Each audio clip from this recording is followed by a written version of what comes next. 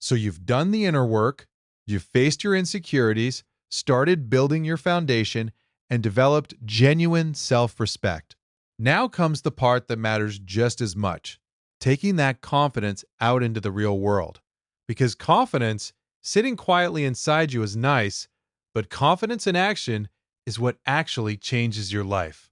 Today, we're talking about how to show up socially, the conversations, the body language, the moments that test you, and how to navigate all of it like the main character you're becoming. Overcoming social anxiety, understanding what social anxiety really is. Let's be honest about something. Almost everyone gets nervous in social situations sometimes. That guy who looks totally relaxed at parties, he's probably got his own stuff going on underneath. Social anxiety isn't some rare condition that only affects certain people. It's a universal human experience that hits different people in different moments. Here's what's happening in your brain when you walk into a room full of people you don't know. Your nervous system perceives a threat, maybe not a physical threat, but a social one. What if I say something stupid? What if nobody wants to talk to me? What if they think I'm weird? Your body responds the same way it would to actual danger. Elevated heart rate, tension, that tight feeling in your chest. The problem isn't the anxiety itself. The problem is what you do with it. Most guys try to fight it, suppress it, or avoid the situation entirely. But here's the thing, anxiety thrives on avoidance. Every time you skip a social event, leave early, or stay quiet because you're nervous, you're teaching your brain that the threat was real and you survived by escaping. That makes the next time harder. Practical techniques to calm your nerves. Before you walk into any social situation, there are a few things you can do to settle your nervous system. First, breathe. It sounds basic because it is basic, but it works. Slow inhale through your nose, hold for a second, slow exhale. Do this a few times, and your body actually gets the signal that you're not in danger. Second, change what you tell yourself. Instead of, I hope I don't mess up, try, I'm curious about who I'll meet. Instead of, what if they don't like me, try, I wonder if there's anyone interesting here. Curiosity and anxiety can't really coexist in the same moment. When you get curious, you shift from a threat mindset to an exploration mindset. Third, have an exit plan. This sounds counterintuitive, but knowing you can leave if you want to actually helps you stay. Tell yourself you only need to stay for 20 minutes. If you're miserable after that, you can go. Often, once you're there and talking to people, those 20 minutes turn into 2 hours naturally. Exposure and building social muscles, social confidence is like a muscle. You build it by using it. There's no shortcut here. You can't think your way into social confidence. You have to act your way into it. Start small if you need to. Say hi to the cashier at the grocery store.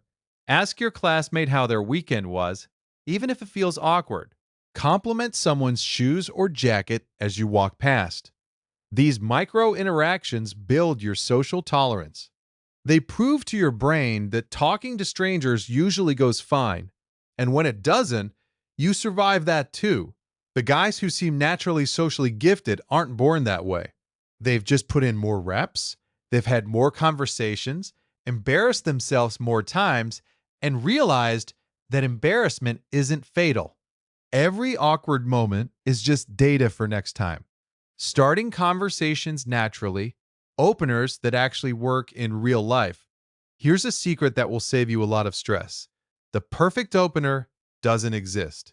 You're not going to walk up to a girl and say one magical sentence that makes her instantly interested. What matters more than what you say is that you say something genuine and appropriate to the situation.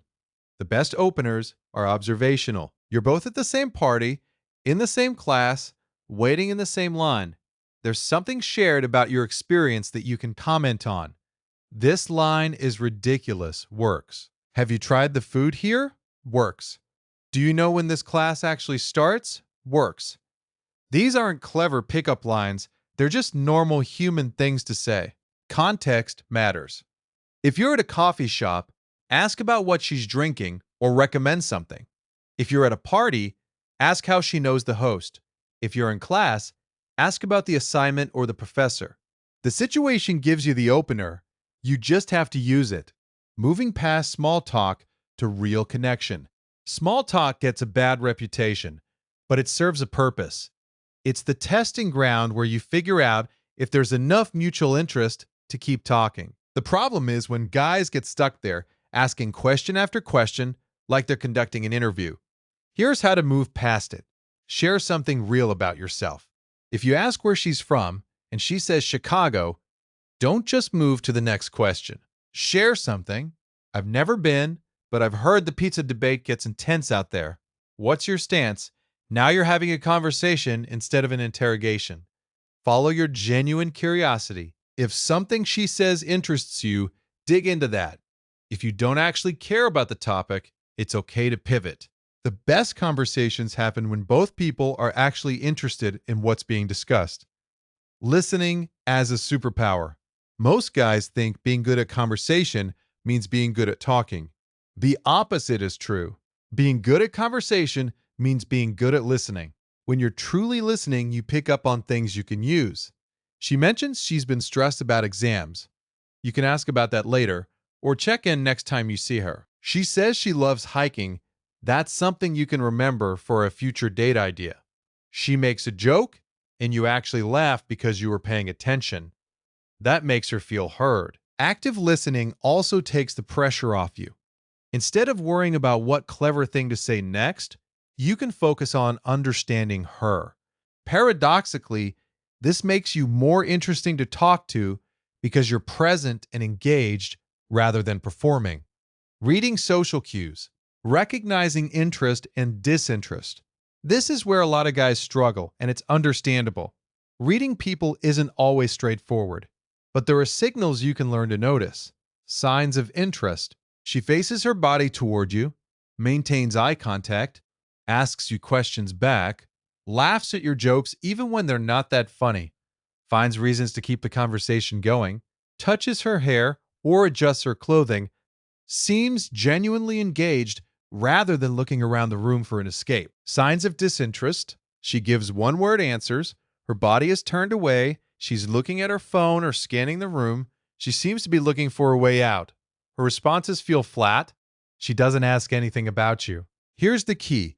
Look for patterns, not single signals. Anyone might glance at their phone once, but if she's been on it for 3 minutes while you're talking, that's a pattern. Trust what you observe. Knowing when to lean in or step back. If you're getting positive signals, lean in. Share more, ask deeper questions, suggest continuing the conversation somewhere else, or exchanging numbers. If you're getting negative signals, step back. It doesn't mean you did anything wrong. It might just not be the right time, place, or person. Stepping back gracefully is a skill. Well, it was good meeting you. I'll let you get back to your friends. Is perfectly fine. No drama, no wounded ego, no trying to change your mind. You're just a guy who had a conversation and is now moving on. That confidence is attractive even when the interaction doesn't go anywhere. Body language that communicates confidence, open posture, and eye contact. Your body speaks before your mouth does. If you're hunched over, arms crossed, eyes on the floor, you're signaling that you don't want to be approached. Even if that's just because you're nervous, people read it as disinterest or insecurity. Open posture means shoulders back, chest open, arms relaxed at your sides, or using them naturally when you talk. Eye contact means looking at people when you speak, and when they speak, not staring, but holding contact long enough to show you're present. Moving with purpose and ease how you move through a space tells people something about you. Rushing everywhere makes you look frantic. Shuffling makes you look uncertain. Moving too slowly can come across as trying too hard to seem cool. The sweet spot is moving with natural ease. Walk like you belong wherever you are. When you enter a room, don't rush to the corner or immediately look for the safest spot. Walk in, look around, find someone to talk to or a place to settle. You're not performing confidence, you're just being a person who's comfortable in their own skin. The confident handshake and greeting when you meet someone new, how you greet them sets the tone. A weak handshake and a mumbled hey says you're not sure you belong. A firm grip, not crushing, just firm eye contact. And a clear, nice to meet you, says you're someone worth knowing.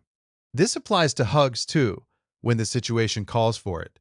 Don't be the guy who gives an awkward half hug where you barely touch. If you're going to hug someone, commit to it. It's a greeting, not a big deal.